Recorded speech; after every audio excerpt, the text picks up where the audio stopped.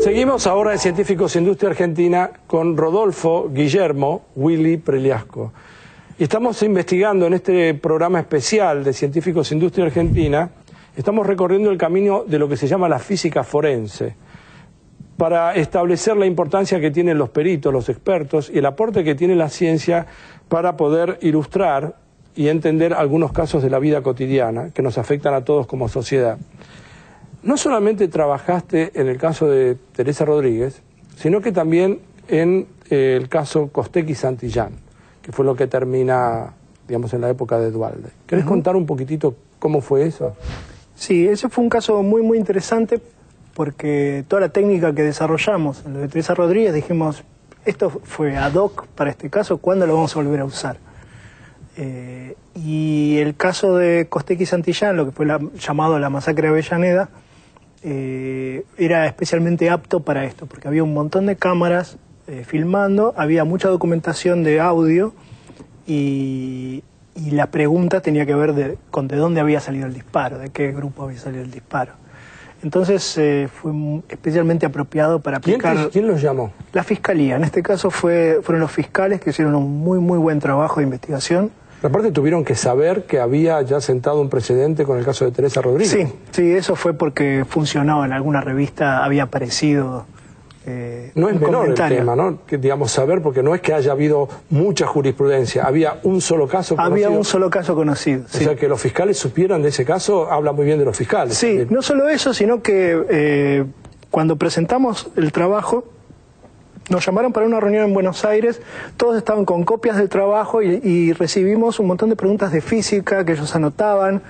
Fue tan interesante trabajar con ellos que me gusta mencionarlo, porque es muy interesante trabajar con gente de otra disciplina que le interesa la ciencia y la quiere usar. ¿De qué otras disciplinas o qué otra gente trabaja con otros títulos con ustedes? Mira, yo he hecho algunas causas con la gente del Centro Regional Universitario de Bariloche, con la gente de Botánica, porque me dijeron, te mando unas muestras de suelo para identificar de dónde vienen, y cuando abrimos la caja hay hojitas. Ajá. Y entonces hablamos con la gente de Botánica que nos ayuda a identificar las hojitas.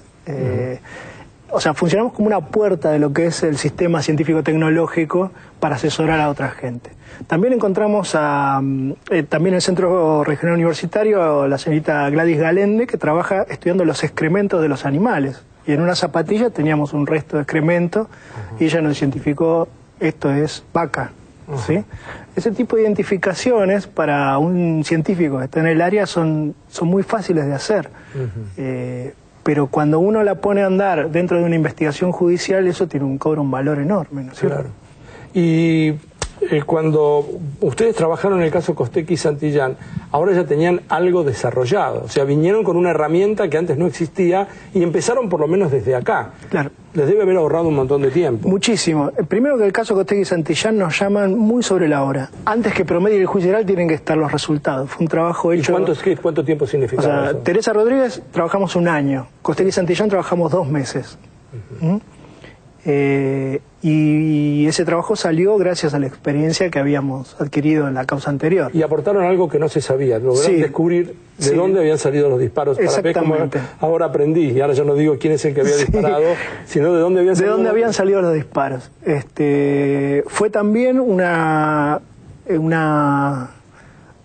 causa en la que no se pudo determinar exactamente quién disparaba, porque la cámara enfocaba a los policías, al frente de los policías, enfocaba a los manifestantes, uno veía caer, veía el disparo que le pega a Costecchi, y la cámara vuelve y enfoca a los policías. Pero en el momento que se produce el disparo, yo no veo quién está parado en el lugar. ¿Solo había una sola cámara que estaba tomando la que a ustedes les sirvió? Había 2 cámaras tomando, pero la otra cámara corta justo en ese momento. Los camarógrafos, cuando hay una manifestación larga, hacen tomas breves y cortan. Y justo la otra cámara corta y no hay información sobre quién estaba en ese lugar. Yo lo sé 5 segundos antes y 5 segundos después del disparo. Pero exactamente en el momento del disparo no sé quién estaba parado ahí.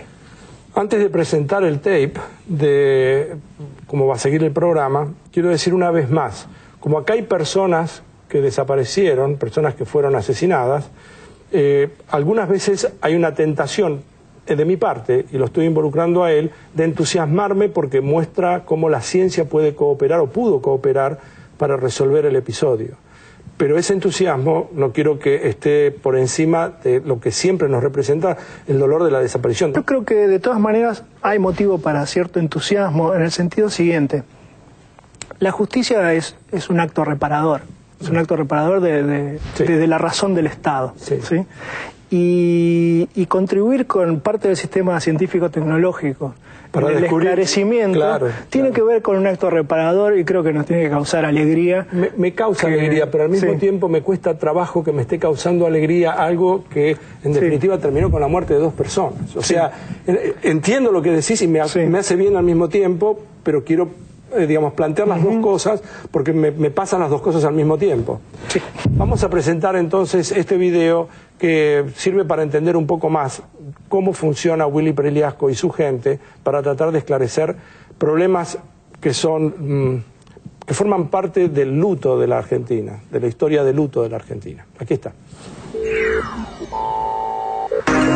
Los físicos intervinieron como peritos por primera vez en el caso Teresa Rodríguez. Empezamos a investigar el sonido y lo que descubrimos y pudimos llevar a la práctica es que el patrón de ecos de cada disparo es muy distintivo y depende del lugar donde se produjo el disparo. En el caso Teresa Rodríguez, los físicos realizaron en el lugar del hecho una experiencia con petardos para ubicar las fuentes de los ecos.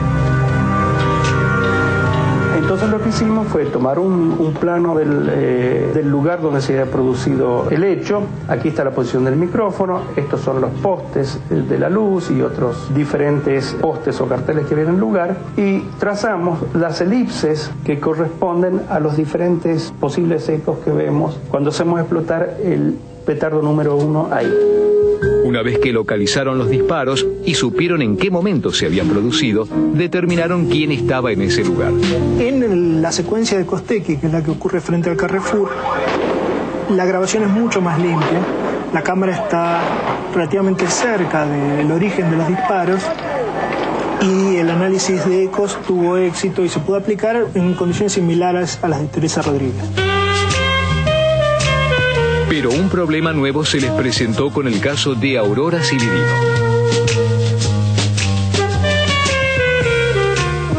Este análisis fue interesante y muy importante para nosotros porque todo el análisis que sabíamos hacer de Teresa Rodríguez en este caso no servía. Porque la cámara del ojo obrero tenía muy mala calidad de grabación y la cámara de ATC estaba al lado de unos autos que estaban con la sirena andando. Y eso tapaba toda la información de ecos de los disparos, que es lo que nos hubiera servido para identificar de dónde venían. En el Instituto Balseiro, que funciona en la ciudad de Bariloche, este dúo de físicos realizó para nosotros una experiencia que muestra con claridad cómo resolvieron la pregunta por el origen de los disparos. Y uno siguiendo el micrófono por allá. Podemos hacer, vos hacer de manifestante y yo de policía. Ah, no, policía soy yo. Es cierto, bueno, está bien. Para realizar su demostración, montaron 2 micrófonos. Uno detenido, que sería la cámara de Canal 7 junto al cordón policial, y otro en movimiento, que sería la cámara del ojo obrero corriendo con los manifestantes. Y para representar la hipótesis de que los disparos se originaron en el cordón policial, explotaron 5 globos junto al micrófono detenido. Ahora vamos a representar la otra hipótesis, que es que los disparos vengan del lado de los manifestantes. Bien, vamos.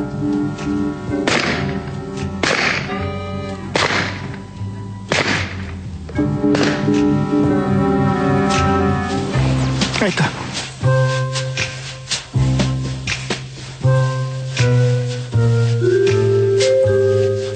Para mostrar cómo se determinó el origen de los disparos en el caso Aurora Cividino, Rodolfo Pregliasco nos explicó la experiencia que realizó junto a Ernesto Martínez. Nosotros representamos a una cámara o a un micrófono, que fue el que tenía la cámara de ATC, y teníamos otro micrófono, que era la cámara del ojo obrero, que estaba corriendo, se está alejando de la cámara de ATC junto con los manifestantes. Entonces lo que hicimos fue producir algunas detonaciones que se quedan quietas junto con la cámara de ATC, de la misma manera que estaba el cordón policial. Este es el pum representado del globo, primero que se escucha más fuerte de ATC que del Ojo Obrero porque está más cerca, y segundo que llega antes a la de ATC que a la del Ojo Obrero, hay un retraso, y lo que estoy viendo acá es que el sonido viaja a una velocidad finita, tarda un rato más en llegar a otra cámara. Esto es relevante porque responde a las dos hipótesis que se planteaban en el caso.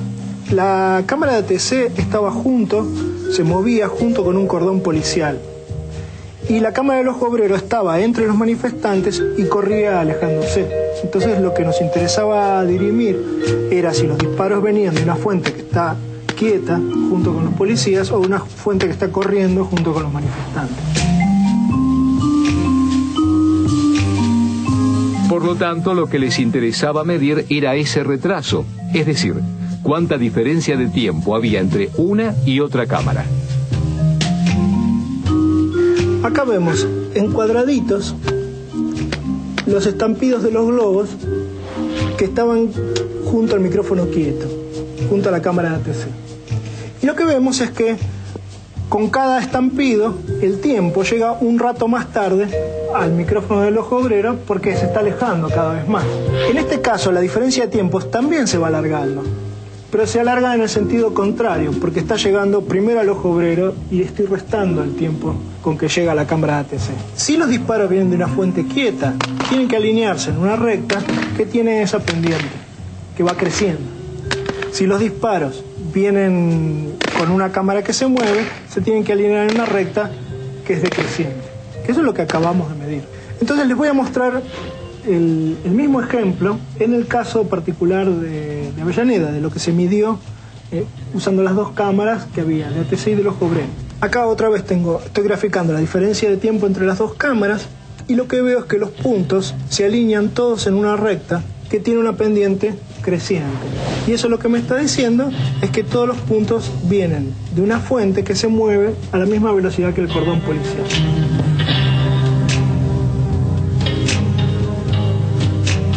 La defensa argumentó que el disparo que hirió a Aurora Cividino provenía del lado de los manifestantes.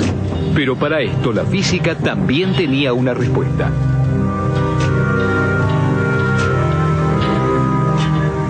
En caso que hubiera uno de los disparos, que todos los disparos venían de la policía, pero uno de ellos venía de los manifestantes, se tendría que separar de esta recta más abajo que esta curva límite, que está calculada para la distancia de 50 metros que había entre unos y otros.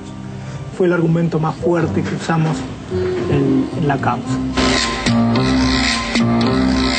El ayudar a la justicia me parece una cosa importantísima y me hace sentir muy bien, muy orgulloso. Que si la justicia es indudablemente cuestión de todos tenemos que ayudar, no alcanza con los jueces, quiere decir, no podemos dejar que otro se encargue de la justicia. Es asunto de todos nosotros. Ahora, por supuesto, la última decisión es de los jueces, es moral, ¿sí? No es científica. Cuando volvamos, investigadores de la UBA, la CONEA, La Plata y el INTI trabajan en estudios de impacto ambiental frente a la pastera Botnia.